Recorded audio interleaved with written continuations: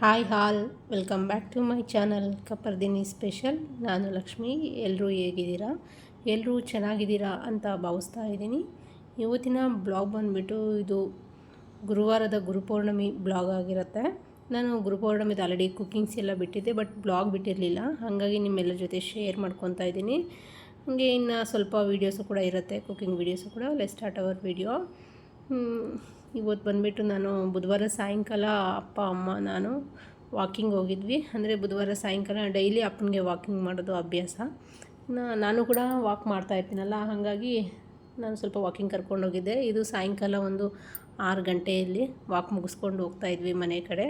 ಹಾಗೆ ಸ್ವಲ್ಪ blog shoot ಮಾಡಿಕೊಂಡೆ, ಏಕೆಂದರೆ ಇದು ನನ್ನ ಮೆಮೊರಿ.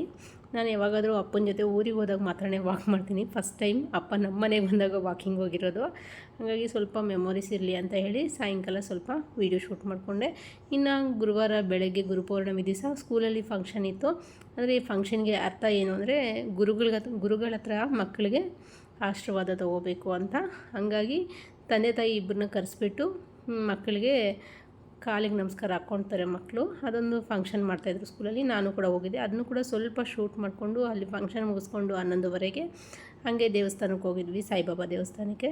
ಸ್ವಲ್ಪ ರಶ್ ಇತ್ತು. 11:30 12 ಗಂಟೆಯಲ್ಲಿನೇ ದರ್ಶನ ಮುಗಿಸ್ಕೊಂಡು ಹಾಗೆ ಅಲ್ಲಿಂದ ರಾಮನ ದೇವಸ್ಥಾನಕ್ಕೆ ಹೋಗಿದ್ವಿ. ಏಕೆಂದರೆ ಅಲ್ಲಿ ಅಷ್ಟೊಂದು ಚೆನ್ನಾಗಿ ದರ್ಶನ ಆಗಿಲ್ಲ, ಜನ ಜಾಸ್ತಿ ಇದ್ದರು ಅಂತ.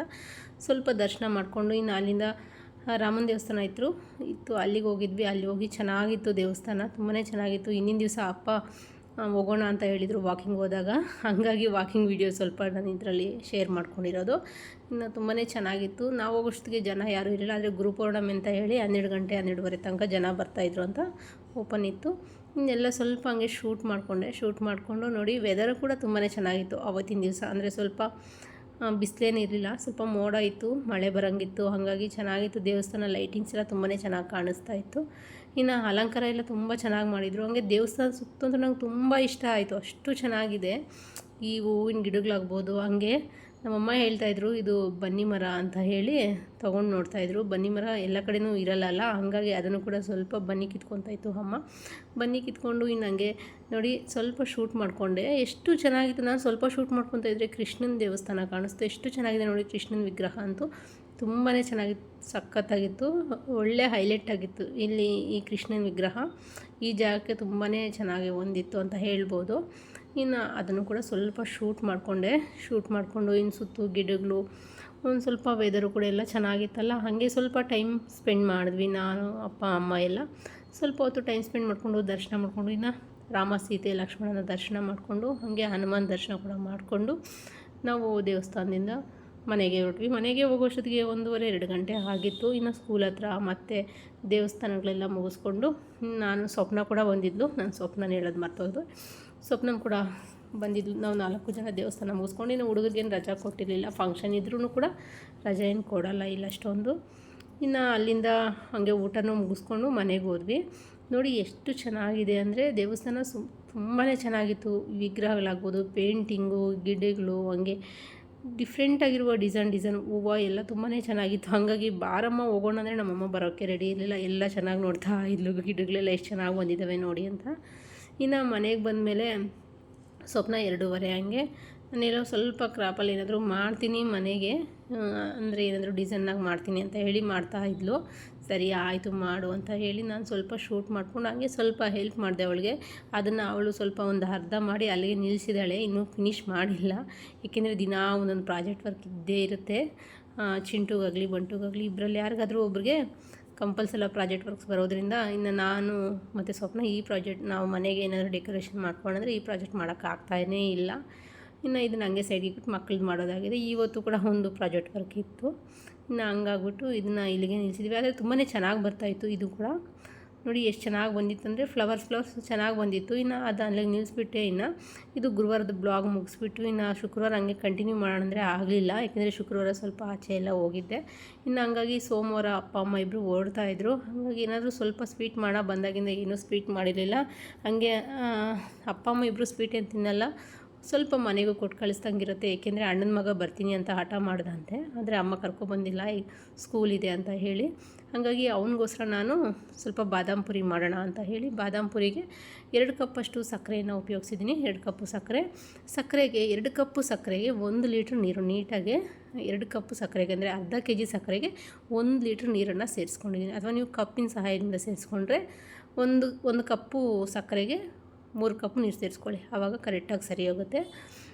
ಅದನ್ನೆಲ್ಲ ಕುದಿಯೋ ಅಷ್ಟೊತ್ತಿಗೆ ಪಾಕ ಕೂಡ ಚೆನ್ನಾಗಿ ಬರುತ್ತೆ. ಹಾಗಾಗಿ ಸ್ವಲ್ಪ ಪಾಕ ಟೈಮ್ ತೊಗೊಳುತ್ತೆ. ಆದರೆ ಟೈಮ್ ತೊಗೊಂಡ್ರೂ ಕೂಡ ನೀಟಾಗಿ ಪಾಕ ಬರೋದಕ್ಕೆ ಬೇಯಿಸ್ಕೋಬೇಕಾಗುತ್ತೆ. ನಾವು ಸ್ವಿಮ್ಮಲ್ಲೇ ಇಕ್ಕಿ ಪಾಕ ತೊಗೋಬೇಕಾಗುತ್ತೆ. ಆವಾಗ ಬಾದಾಮ್ ಪುರಿ ತುಂಬಾ ಚೆನ್ನಾಗಿ ಬರುತ್ತೆ. ಎಷ್ಟೋ ಜನ ಬಾದಾಮ್ ಪುರಿ ಮಾಡ್ತಾರಾದರೆ ಅಳಿಸೋಗ್ಬಿಡುತ್ತೆ ಪಾಕ ಚೆನ್ನಾಗಿ ಬಂದಿಲ್ಲ ಅಂದರೆ, ಹಾಗಾಗಿ ಹೇಳ್ತಾಯಿದ್ದೀನಿ. ಇನ್ನು ಮತ್ತೊಂದು ಕಡೆ ನಾನು ಹಿಟ್ಟು ಕಲಿಸ್ಕೊಳ ಅಂತ ಹೇಳಿಬಿಟ್ಟು ಯಾವ ಕಪ್ಪಲ್ಲಿ ಸಕ್ಕರೆ ತೊಗೊಂಡಿದ್ದೋ ಅದೇ ಕಪ್ಪಲ್ಲಿ 2 ಕಪ್ಪಷ್ಟು ಮೈದಾ ಹಿಟ್ಟನ್ನು ಸೇರಿಸ್ಕೊತಾ ಇದ್ದೀನಿ. ಗೋಧಿ ಹಿಟ್ಟಲ್ಲಿ ಮಾಡೋಕ್ಕೆ ಹೋಗ್ಬಿಡಿ, ಚೆನ್ನಾಗಿ ಬರೋಲ್ಲ. ಹಾಗಾಗಿ ಕಂಪಲ್ಸರಿ ಮೈದಾ ಹಿಟ್ಟೇ ಉಪಯೋಗಿಸ್ಬೇಕಾಗತ್ತೆ. ಇನ್ನು ಹಿಟ್ಟು ತೊಗೊಳೋಷ್ಟೊತ್ತಿಗೆ ಸಕ್ಕರೆ ಎಲ್ಲ ಮೆಲ್ಟಾಗಿತ್ತು, ಸಕ್ಕರೆ ಎಲ್ಲ ಕರಗಿದೆ. ಹಾಗಾಗಿ ಒಂದು ಸಲ ಮಿಕ್ಸ್ ಮಾಡ್ಕೊತಾ ಇದ್ದೀನಿ. ನೋಡಿ ಚೆನ್ನಾಗಿ ಮಿಕ್ಸ್ ಆಗಿದೆ. ಇನ್ನು ಸ್ವಲ್ಪ ಹಿಟ್ಟಿಗೆ ಒಂದೆರಡು ಚಿಟಿಕೆಯಷ್ಟು ಅರಿಶಿನ ಸೇರಿಸ್ಕೊಂಡಿದ್ದೀನಿ. ನೀವು ಫುಡ್ ಕಲರ್ ಉಪಯೋಗಿಸೋಂಗಿದ್ರೆ ಫುಡ್ ಕಲರ್ ಸೇರಿಸ್ಕೋಬೋದು. ಹಾಗೆ ಸ್ವಲ್ಪ ಸಕ್ಕರೆಯನ್ನು ಸೇರಿಸ್ಕೊತಾ ಇದ್ದೀನಿ, ಒಂದು ಅರ್ಧ ಚಮಚ. ನೀವು ಇಲ್ಲ ಅಂದರೆ ಮಾಮೂಲಿ ಕೇಸರಿ ದಳ ಸೇರಿಸ್ಕೋಬೋದು, ಅದು ಕೂಡ ಚೆನ್ನಾಗಿರುತ್ತೆ. ಇನ್ನು ಇವಾಗ ನಾನು ಸ್ವಲ್ಪ ಅಂದರೆ ಹಾಕ್ದಂಗೆ ಒಂದು ಚಿಟಿಕೆಯಷ್ಟು ಅಡುಗೆ ಸೋಡಾನ ಸೇರಿಸ್ಕೊಂಡಿದ್ದೀನಿ. ಹಾಗೆ 1-2 ಚಮಚ ಅಷ್ಟು ಎಣ್ಣೆ ಸೇರಿಸ್ಕೊಂಡಿದ್ದೀನಿ. ಈ ಜಾಗದಲ್ಲಿ ನೀವು ಎಣ್ಣೆ ಬದಲಾಗಿ ತುಪ್ಪ ಕೂಡ ಸೇರಿಸ್ಕೋಬೋದು. ನಾನು ಕೂಡ ತುಪ್ಪನೇ ಸೇರಿಸ್ಕೊಳ್ಳೋದು, ಆದರೆ ನಮ್ಮ ಅಣ್ಣನ ಮಗ ಅವನು ತುಪ್ಪ ತಿನ್ನಲ್ಲ, ನಮ್ಮ ಗಣಿಗನು ತುಪ್ಪ ತಿನ್ನಲ್ಲ. ಹಾಗಾಗಿ ಅಮ್ಮ ಕೂಡ ತುಪ್ಪ ತಿನ್ನಲ್ಲ ಅಂತ ಹೇಳಿಬಿಟ್ಟು ಎಣ್ಣೆಯನ್ನು ಸೇರಿಸ್ಕೊಂಡಿದ್ದೀನಿ. ನೋಡಿ ಈ ಥರ ಬರ್ತಾಯಿದೆ. ಅಂದರೆ ನಾವು ಈ ಎಣ್ಣೆ ಎಲ್ಲ ಮಿಕ್ಸ್ ಮಾಡಿ ಈ ಥರ ಉಂಡೆ ಮಾಡಿದ್ರೆ ಉಂಡೆ ಒಡೆದೋಗ್ತಾಯಿದೆ ನೋಡಿ. ಹಾಗಾಗಿ ಈ ಥರ ಮಾಡೋಕ್ಕೋಗ್ಬೇಡಿ. ಇವಾಗ ಕೆಲವರೆಲ್ಲ ಈ ಥರ ಇಟ್ಟು ರೌಂಡಾಗಿ ಬಂದುಬಿಟ್ರೆ ಸಾಕು, ಚೆನ್ನಾಗಿ ಬಂದಿದೆ ಅಂದ್ಕೊತಾರೆ. ಈ ಥರ ಬಂದರೆ ಅಷ್ಟೊಂದು ಚೆನ್ನಾಗಿ ಬರೋಲ್ಲ. ಇವಾಗ ನಾನು ತೋರಿಸ್ತಾ ಇದ್ದೀನಿ ನೋಡಿ ಪ್ರೋಸೆಸ್ಸು. ಸ್ವಲ್ಪನೇ ನೀರನ್ನು ಸೇರಿಸ್ಕೊಂಡು ಅದಕ್ಕೆ ಹಿಟ್ಟನ್ನು ಕಲಿಸ್ಕೊಂಡ್ಬಿಟ್ಟು ಇವಾಗ ಎಣ್ಣೆಯನ್ನು ಸೇರಿಸ್ಕೊಂಡು ಕಲಿಸ್ಕೋಬೇಕಾಗತ್ತೆ. ಅಂದರೆ ಎಣ್ಣೆ ಜಾಸ್ತಿ ಸೇರಿಸ್ಕೊಂಡು ಹಿಟ್ಟು ಕಲಿಸ್ಕೋಬೇಕಾಗುತ್ತೆ. ಈ ಹಿಟ್ಟು ಬಾದುಷಾ ಮಾಮೂಲಿ ನಾವು ಗುಲಾಬ್ ಜಾಮೂನ್ ಹಿಟ್ಟು ಹೆಂಗೆ ಬರುತ್ತಲ್ಲ ಅದೇ ಅದರಲ್ಲಿರಬೇಕು. ಸ್ಮೆಲ್ ಆಗ್ಬೋದು, ಫ್ಲೇವರ್ ಆಗ್ಬೋದು, ನೋಡೋಕ್ಕೂ ಕೂಡ ಅದೇ ಥರನೇ ಇರಬೇಕು ಹಿಟ್ಟು ಕಲಿಸಿದ್ರೆ. ಅಲ್ಲಿ ತನಕ ಎಣ್ಣೆ ಸೇರಿಸ್ಕೊಂಡು ಹಿಟ್ಟು ಕಲಿಸ್ಕೋಬೇಕಾಗುತ್ತೆ.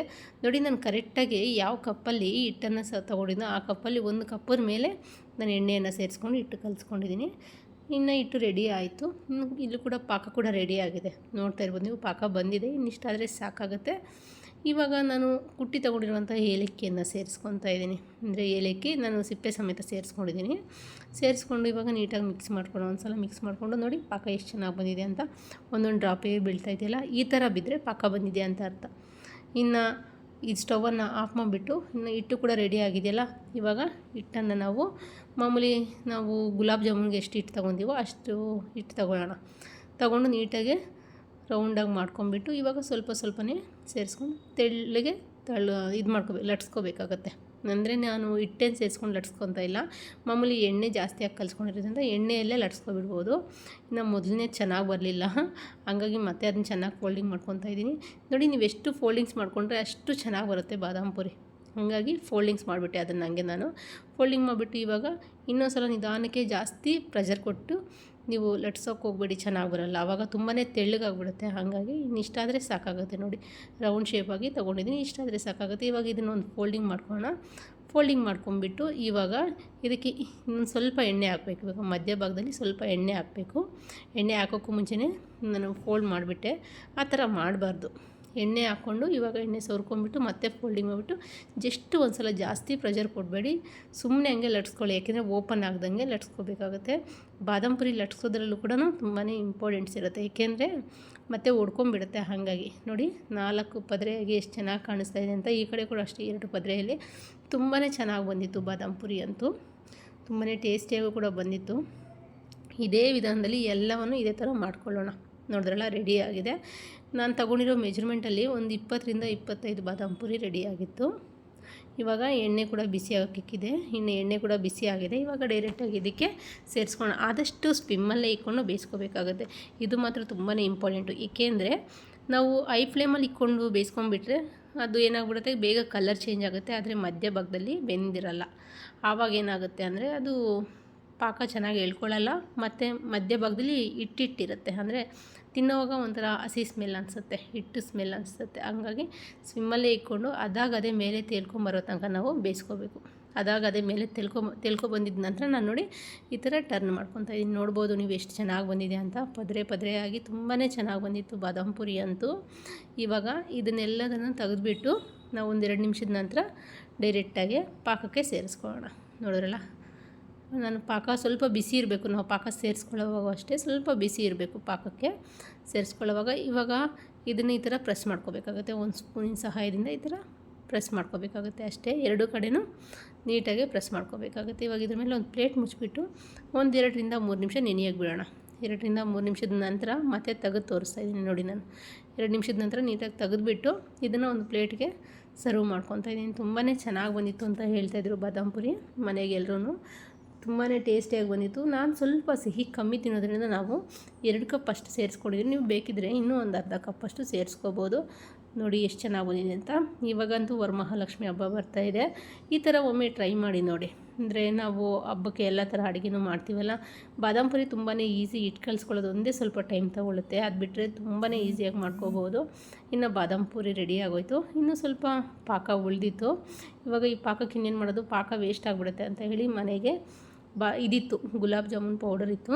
ಅದನ್ನು ಹಿಟ್ಟು ಕಲಿಸ್ಕೊಂಡ್ಬಿಟ್ಟು ಹಂಗೆ ಜಾಮೂನ್ ಕೂಡ ರೆಡಿ ಮಾಡ್ಕೊಂಡ್ಬಿಟ್ಟೆ. ಎಣ್ಣೆಯಲ್ಲಿ ಸೇರಿಸ್ಕೊಂಡು ಅದೇ ಎಣ್ಣೆ ಅದೇ ಪಾಕ ಇತ್ತಲ್ಲ, ಯಾಕೆ ವೇಸ್ಟ್ ಮಾಡೋದು ಅಂತ ಹೇಳಿಬಿಟ್ಟು ಅದು ಒಂದು ಕೆಲಸ ಆಗೋಗಲಿ. ಏಕೆಂದರೆ ಮಕ್ಕಳಿಗೆ ಜಾಮೂನು ಅಂದರೆ ತುಂಬಾ ಇಷ್ಟ ಅಂತ ಹೇಳಿ ನಾನು ಮಾಮೂಲಿ ಸರ್ಕಲಾಗಿ ಮಾಡ್ಕೊಂಬಿಟ್ಟು ಸ್ವಲ್ಪ, ಅಂದರೆ ನಂಗೆ ಅಷ್ಟೊತ್ತಿಗಾಗಲೇ ಪೇಷನ್ಸ್ ತುಂಬ ಹೋಗ್ಬಿಟ್ಟಿದೆ. ಯಾಕೆಂದರೆ 2-3 ಅವರ್ ಆಗೋಯ್ತು ಬಾದಾಮ್ ಪುರಿ ಮಾಡೋದಕ್ಕೆ ಸ್ಟವ್ ಮುಂದೆ.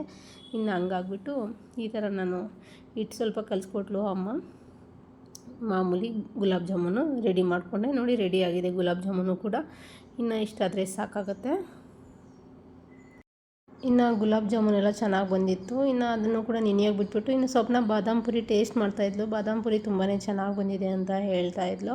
ಸರಿ ಆಯಿತು ತಿನ್ನು ಅಂತ ಹೇಳಿ, ಇನ್ನು ಅಮ್ಮ ಅಂತೂ ಚಟ್ನಿ ಮಾಡಿಕೊಡು ಅಂತ ಹೇಳಿದ್ರು. ಯಾಕೆಂದರೆ ಟ್ರೈನಲ್ಲಿ ಪುಳಿಯೋಗರೆ ಮತ್ತು ಚಪಾತಿ ಮಾಡ್ಕೊಡ್ತೀನಮ್ಮ ಅಂತ ಹೇಳಿದ್ದಕ್ಕೆ ಸರಿ ಆಯಿತು, ಚಟ್ನಿ ಮಾಡ್ಕೊತೀನಿ ಕೊಡಿ ಹಿಂಗೆ ಅಂತ ಹೇಳಿ ಎಲ್ಲ ಚಟ್ನಿಗೆಲ್ಲ ಹುರಿದ್ಬಿಟ್ಟು ಕೊಟ್ಟೆ ನಾನು. ಮಾಮೂಲಿ ಕಡಲೆಬೀಜ ಕಾಯಿ ಚಟ್ನಿ ಮಾಡ್ಕೊಂಡು ಹೋಗೋಣ ಅಂತ ಹೇಳಿದ್ರು. ಸರಿ ಆಯಿತು ಅಂತ ಹೇಳಿ, ಅಪ್ಪ ಅಮ್ಮ ಇಬ್ಬರೇ ಅಲ್ವಾ, ಹಂಗಾಗಿ ಸ್ವಲ್ಪ ಅಪ್ಪನಿಗೆ ಮಿಕ್ಸಿಯಲ್ಲಿ ರುಬ್ಬಿದ್ರೆ ಇಷ್ಟ ಆಗೋಲ್ಲ. ಹಂಗಾಗ್ಬಿಟ್ಟು ಕುಟ್ಟಣಿಗೆಯಲ್ಲೇ ಚಟ್ನಿಯನ್ನು ರೆಡಿ ಮಾಡ್ಕೊತಾಯಿದ್ರು. ಇನ್ನು ಎಲ್ಲ ಕುಟ್ಬಿಟ್ಟು ಎಲ್ಲ ಮಿಕ್ಸ್ ಮಾಡಿ ಅದನ್ನು ತೆಗೆದು ಸೈಡ್ಗೆ ಇಟ್ಕೊತಾಯಿದ್ರು. ಇನ್ನು ನಾನು ಅದಕ್ಕೆ ಸ್ವಲ್ಪ ಚಪಾತಿ ಮತ್ತು ಸ್ವಲ್ಪ ಪುಳಿಯೋಗರೆ ಮಾಡಿಕೊಟ್ಟೆ. ಏಕೆಂದರೆ ನಾನು ಅವಲಕ್ಕಿ ಮಾಡ್ಕೊಡ್ತೀನಿ ಅಂದರೆ ಬೇಡ ಅಂದರು. ಅವಲಕ್ಕಿ ನೈಟೆಲ್ಲ ಬಾಯಾರಿಕೆ ಆಗುತ್ತೆ ಅಂತ ಹೇಳಿ ಬೇಡ ಅಂದರು. ಹಾಗಾಗಿ ಇನ್ಸ್ಟೆಂಟಾಗಿ ಮನೆಗೆ ಪುಳಿಯೋಗರೆ ಪೌಡ್ರ್ ಇತ್ತು. ಪುಳಿಯೋಗರೆಯನ್ನು ಮಾಡಿಬಿಟ್ಟು ಪುಳಿಯೋಗರೆ ಒಂದು ಬಾಕ್ಸ್ಗೆ ಮತ್ತು ಚಪಾತಿ ಹಾಗೆ ಅಮ್ಮ ಕುಟ್ಟಣಿಗೆಯಲ್ಲಿ ಕೊಟ್ಟಿರುವಂಥ ಚಟ್ನಿಯನ್ನು ಕೂಡ ಸೇರಿಸಿ ಪ್ಯಾಕ್ ಮಾಡಿ ಇದನ್ನೆಲ್ಲ ಬಾಕ್ಸ್ಗೆ ತುಂಬಿಬಿಟ್ಟು ಇನ್ನು ಮಾಮೂಲಿ ಬಾದಾಮ್ ಪುರಿ ಮಾಡಿದ್ನಲ್ಲ, ಬಾದಾಮ್ ಪುರಿ ಜಾಮೂನು, ಇದನ್ನು ನಾನು ಒಂದು ಬಾಕ್ಸ್ಗೆ ಪ್ಯಾಕ್ ಮಾಡ್ತಾಯಿದ್ದೆ ಅಚ್ಚುಗನ್ಗೆ ಅಂತ ಹೇಳಿ. ಅವನ್ನ ನಾನು ಅಚ್ಚು ಅಂತ ಕರೀತೀನಿ, ಗಣಿನ. ಇನ್ನು ಸ್ವಲ್ಪ ಬಾದಾಮ್ ಪುರಿ ಹಂಗೆ ಜಾಮೂನು ನೋಡಿ ಎಷ್ಟು ಚೆನ್ನಾಗಿ ಬಂದಿದೆ ಅಂತ. ಜಾಮೂನು ಕೂಡ ಈ ಥರ ಬಾಕ್ಸ್ಗೆ ಸೇರಿಸ್ಕೊತಾ ಇದ್ದೆ. ಏಕೆಂದರೆ ನಾನು ಈ ಥರ ಬಾಕ್ಸ್ಗಳೆಲ್ಲ ಬಿಸಾಕಲ್ಲ. ಏಕೆಂದರೆ ನಾವು ಕೂಡ ಜಾಸ್ತಿ ಜರ್ನಿ ಟ್ರೈನಲ್ಲೇ ಮಾಡಬೇಕಾಗುತ್ತೆ. ಹಾಗಾಗಿ ಯೂಸ್ ಆ್ಯಂಡ್ ಥ್ರೋ ಇರುತ್ತೆ ಅಂತ ಹೇಳಿಬಿಟ್ಟು ನಾನು ಈ ಥರ ಬಾಕ್ಸ್ಗಳನ್ನ ಬಿಸಾಕೋಕ್ಕೆ ಹೋಗಲ್ಲ. ಇದರಲ್ಲೇ ಪ್ಯಾಕ್ ಮಾಡಿಬಿಟ್ಟು ಸ್ವಲ್ಪ ಜಾಮೂನು ಜಾಸ್ತಿ ಕಳಿಸಿಲ್ಲ. ಏಕೆಂದರೆ ಜಾಮೂನು ನಮ್ಮ ಮನೆಗೂ ಕೂಡ ಮಕ್ಳಿಗೆ ಇಷ್ಟ ಅಂತ ಹೇಳಿ ತೆಗೆದಿಟ್ಕೊಂಡಿದ್ದೆ. ಇನ್ನು ಸ್ಟೇಷನ್ಗೆ ಬಂದಮೇಲೆ ಸ್ವಪ್ನ ಹಾಳು ಹೋಗುವತ್ತ ಹತ್ಬಿಟ್ಟು ಅಪ್ಪ ಅಮ್ಮನ ಇಬ್ಬರನ್ನೂ ಕಳಿಸ್ಬಿಟ್ಟು ಬಂದಮೇಲೆ ಮನೆಯೆಲ್ಲ ತುಂಬ ಖಾಲಿ ಅನ್ನಿಸ್ತು. ಇನ್ನು ನಂದು ಬೆಳಗ್ಗೆ ಮಂಗಳವಾರದ ಬೆಳಗ್ಗೆ, ಅಥವಾ ನಾನು ಸ್ವಲ್ಪ ಡಯಟ್ ಮಾಡ್ತಾ ಇರೋದ್ರಿಂದ ಈ ಥರ ಗಂಜಿ ನನ್ನ ತಂಗಿ ಹೇಳಿದ್ದೆ ಒಂದು ವಿಡಿಯೋದಲ್ಲಿ ತೋರಿಸಿದ್ನಲ್ಲ, ಜೀನಿ ಪೌಡರ್ ಅಂತ, ಅದಕ್ಕೆ ಗಂಜಿ ಮಾಡಿಕೊಂಡು ಮಾಮೂಲಿ ಒಂದು ಮೊಟ್ಟೆ ಬದಲಾಗಿ ನಾನು ಮೊಟ್ಟೆ ಇದ್ದರೆ ತಿಂತೀನಿ, ಇಲ್ಲಿದ್ದರೆ ತರಕಾರಿನೋ ಸ್ವಲ್ಪ ಹಣ್ಣು ಏನಾದರೂ ಇದ್ದರೆ ಅದನ್ನು ಕೂಡ ಈ ಥರ ಸೈಡಿಗೆ, ಅಥವಾ ಪಲ್ಯನೋ ಈ ಥರ ಏನಾದರೂ ಸ್ವಲ್ಪ ಸೈಡ್ ಡಿಶ್ ಥರ ಈ ಗಂಜಿ ಮತ್ತು ಇದನ್ನ ಬೆಳಗ್ಗೆ ತಿಂಡಿಗೆ ತಿನ್ಕೊತೀನಿ. ಇನ್ನು ಕಾಮನ್ನಾಗಿ ಮಧ್ಯಾಹ್ನ ಊಟಕ್ಕೆ ರಾತ್ರಿನೂ ಸ್ವಲ್ಪ ಮುದ್ದೆ ಅಥವಾ ಚಪಾತಿ ತಿನ್ಕೊತೀನಿ. ಸ್ವಲ್ಪ ದಪ್ಪ ಆಗಿಬಿಟ್ಟಿದ್ದೀನಿ ಅಂತ ಹೇಳಿ ಸ್ವಲ್ಪ ಡಯಟ್ ಪ್ಲ್ಯಾನ್ ಮಾಡೋಣ ಅಂತ ಹೇಳಿ ಇವತ್ತಿನ ಡಯಟ್ ಪ್ಲ್ಯಾನ್ ಮಾಡಿದ್ದೀನಿ. ಈ ವಿಡಿಯೋ ನಿಮಗೆಲ್ಲ ಇಷ್ಟ ಆಗಿದೆ ಅಂದ್ಕೊತೀನಿ. ಇಷ್ಟ ಆಗಿದರೆ ಪ್ಲೀಸ್ ಲೈಕ್ ಮಾಡಿ, ಶೇರ್ ಮಾಡಿ, ಕಾಮೆಂಟ್ ಮಾಡಿ, ಹಂಗೆ ಪ್ಲೀಸ್ ತಪ್ಪದೆ ಸಬ್ಸ್ಕ್ರೈಬ್ ಮಾಡಿ. ಇನ್ನು ಹಂಗೆ ನಮ್ಮ ಆಫೀಸಿಂದ ಸ್ವಲ್ಪ ಬೆಂಗಳೂರಿಗೆ ಹೋಗಿದ್ರು. ಬೆಂಗಳೂರು ಕಡೆಯಿಂದ ಸ್ವಲ್ಪ ತರಕಾರಿ ತರಿಸ್ಕೊಂಡಿದ್ದೆ. ಹಂಗೆ ಅವರೆಕಾಯಿ, ಅಲಸಂದಿಕಾಯಿ ಕೂಡ ತರಿಸ್ಕೊಂಡಿದ್ದೆ. ಅದನ್ನು ನೆಕ್ಸ್ಟ್ ಬ್ಲಾಗಲ್ಲಿ ತೋರಿಸ್ತೀನಿ ಏನೇನು ಮಾಡಿದ್ದೆ ಅಂತ. ಈ ವಿಡಿಯೋ ನಿಮ್ಗೆ ಇಷ್ಟ ಆಗಿದೆ ಅಂದ್ಕೊತೀನಿ. Thank you.